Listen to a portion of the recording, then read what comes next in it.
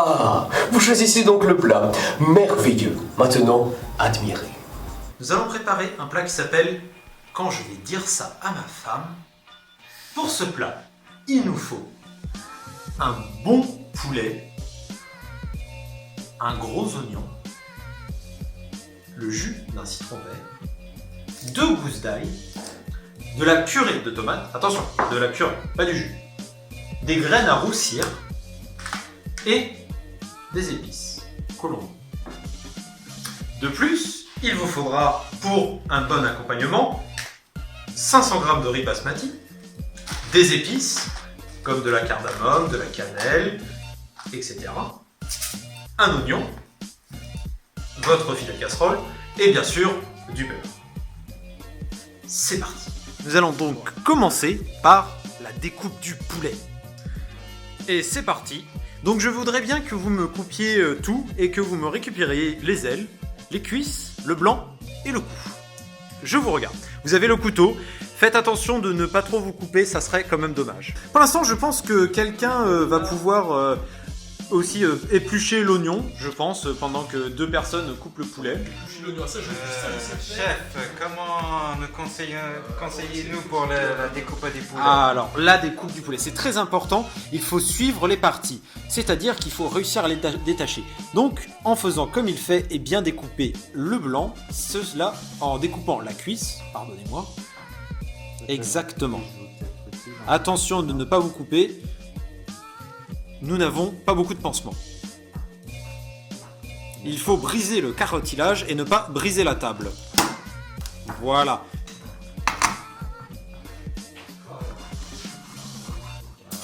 La découpe est très importante. Oh, ça va piquer un peu sous la dent. Voyons, c'est pas comme si... Vous pouvez maintenant découper la deuxième cuisse et la deuxième aile. Pendant ce temps, nous avons Jean-Hervé qui nous découpe l'oignon. Il va bien sûr en faire... l'oignon va bien sûr être découpé en petits dés. Petit dé Qui seront après mis dans la cocotte. C'est vrai que j'ai rarement vu des oignons aussi gros. Hein. Voilà, c'est quand même un C'est dans la recette, c'est un gros oignon. gros oignon. Pendant ce temps, nous pouvons voir toujours une magnifique découpe faite d'une main de maître. Nous sentons toute la puissance des biceps. C'est très important. Il serait peut-être bon aussi de dégager les blancs qui permettront d'accéder plus facilement au reste. Tant que personne ne se coupe, l'émission continue. Et même si on se coupe, l'émission continue. Nous avons Jean-Hervé où les yeux commencent à piquer avec ce bel oignon. Il pourra aussi déjà couper le deuxième oignon pour aider et attendre comme ça la planche pour pouvoir couper dans de bonnes conditions. Ça va bien suffire. Ah, mais bon, je vais être sympathique, je vais le faire pour mes camarades. Attention. Et ainsi, regardez, nous pouvons voir une magnifique découpe de blanc, ce blanc dont nous allons nous régaler par la suite. Alors, je pense que vous êtes en train d'attaquer la contre-cuisse, qui était en fait, Dans l'histoire, on avait qui une en aile, fait une aile. est la suite logique de la cuisse qui se trouve ici. Mais il a décidé déjà de séparer la cuisse et la contre-cuisse, lui facilitant le travail, il faut croire. Et voici, nous avons regardé ce magnifique blanc et la contre-cuisse. Pendant ce temps, vous pouvez prendre la cocotte présente ici et l'envoyer à la cuisson et commencer à mettre donc la cocotte et faire rissoler après les morceaux qui vont arriver. Il faut d'abord que les morceaux soient sous ma cocotte. Exactement, mais il faut tout d'abord quand même poser la cocotte à côté pour être sûr qu'elle soit présente. Ainsi que mettre une petite pointe de beurre pour éviter que cela ne s'accroche. Beurre, oui, mais bien sûr, mais du beurre, oui. Alors que la découpe du poulet est en train de se finir. Regardez, Ah, ce blanc de poulet. Ne dites pas que je- il manquera la contre-cuisse. Maintenant que le poulet est découpé et que le petit oignon est découpé, nous allons placer le petit oignon dans la casserole pour le faire suer. Pendant ce temps, nous allons pouvoir faire rissoler dans la cocotte les morceaux de poulet. Bien évidemment, nous suons les oignons avec De l'eau. exactement pas du beurre, Oh, du beurre, mais évidemment. le Saint-Crocin beurre. Nous pouvons voir. Et bien sûr, il ne faut pas oublier de remuer et de baisser le feu pour ne pas que ça crame. Autrement, nous ne mangerons plus rien. Pendant ce temps, notre ami Jean-Hervé va pouvoir demander en cuisine une seconde cuillère en bois Seconde pierre en bois. pour pouvoir remuer les morceaux de poulet. Bien sûr, nous avons pensé à enlever l'épingle en métal dans l'aile pour être sûr, Effectivement, ah oui, alors là c'est pour un être peu sûr fâcheux. que cela ne se crame pas. Alors c'est un peu fâcheux, on va la retirer tout de suite là. C'est pas les cons ici. Regardez exactement ce qu'il ne faut pas faire. Laissez ce petit embout Voilà. de métal. Ça ne sert à rien. Hein. Tu peux prendre peut-être un couteau. Je vais prendre un couteau. Je vais prendre un couteau. Exactement. Ceci, bien sûr, ce petit truc qui est ici, il faut bien sûr penser à l'enlever. Autrement, cela ne sera moins bon. On peut finir à l'hôpital. Hein. Ah, et puis là, ça s'y fait, c'est pas commode hein, de trouver un hôpital sympathique là.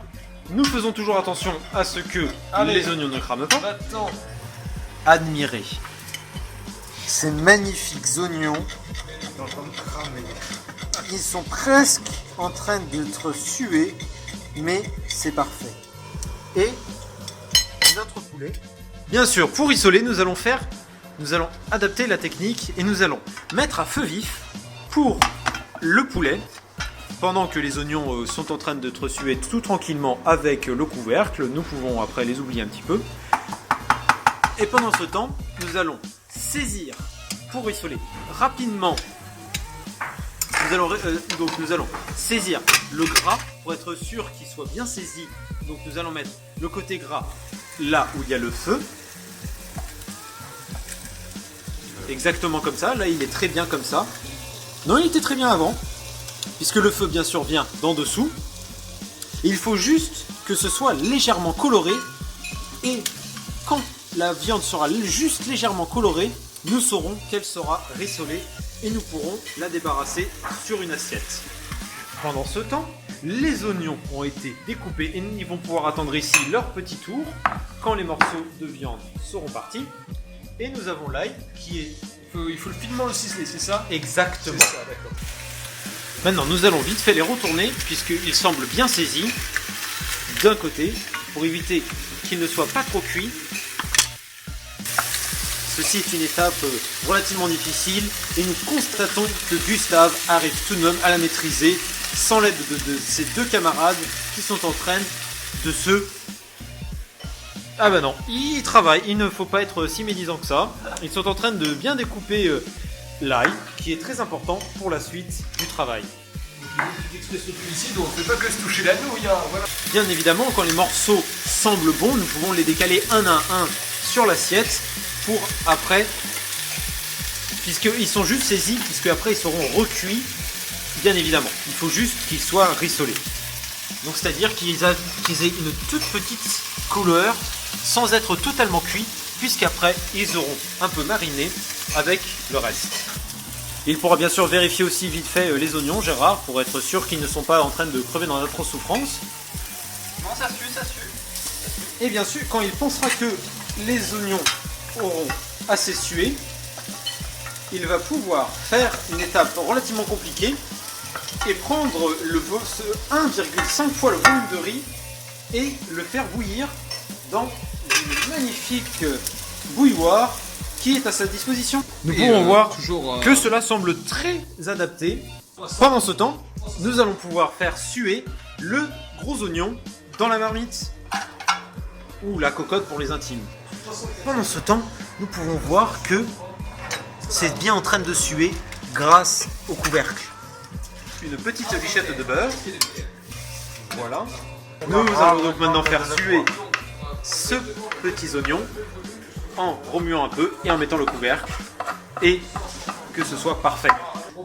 Pendant ce temps, nous pouvons mettre dans la casserole avec les épices la casserole, bien sûr, avec les oignons, les épices, ainsi que le riz, ajouté dans la casserole pour que le riz devienne nacré.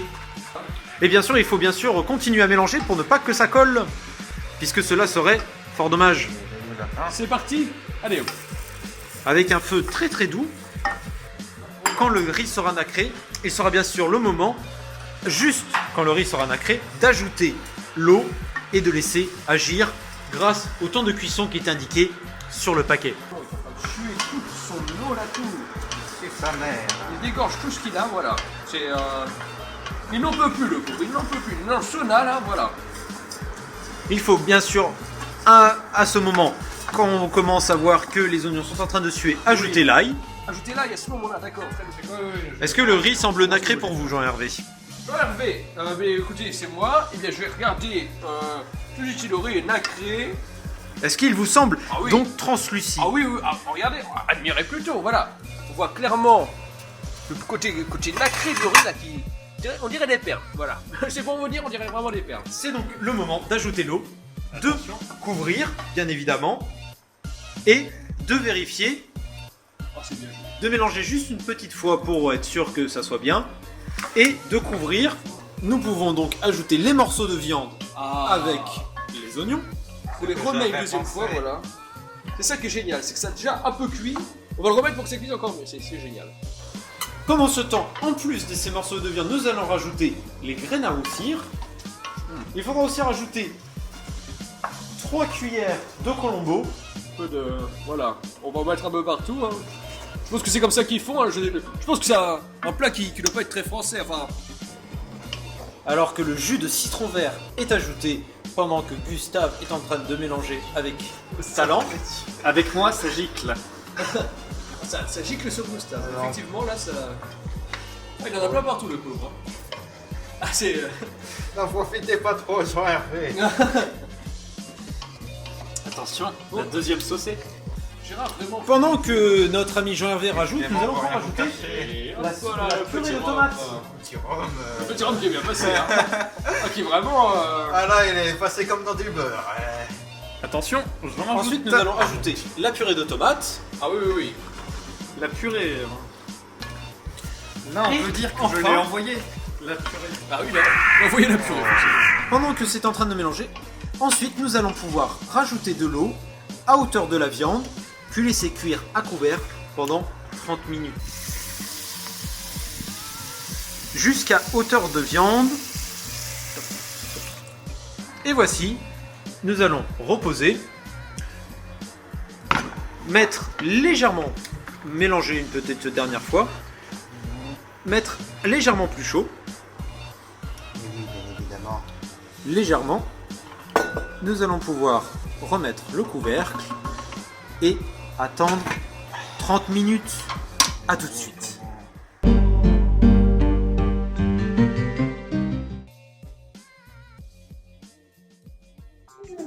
C'est ainsi que notre émission se termine, après un magnifique repas passé ensemble, dans la joie et la bonne humeur, à la manière des plus grands festins et des banquets des rois d'autrefois. Vous pouvez cliquer ici si vous souhaitez découvrir d'autres vidéos de Cuisinez-vous. N'oubliez pas de vous abonner et de mettre un like sur cette vidéo. A très bientôt, je l'espère.